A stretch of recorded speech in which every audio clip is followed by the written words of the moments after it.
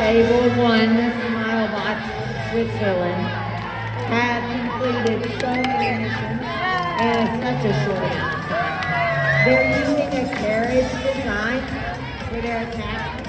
They were able to drop the turbine blade and do home delivery. They've also worked on switch engines, lots of cargo connecting happening, cargo planes.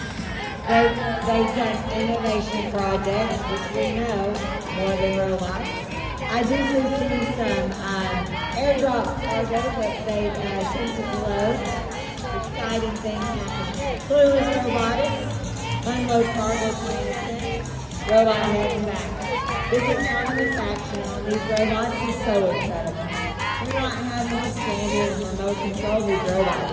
As we know, in the industry, it is very important to have a robot that will run without a human standing and running.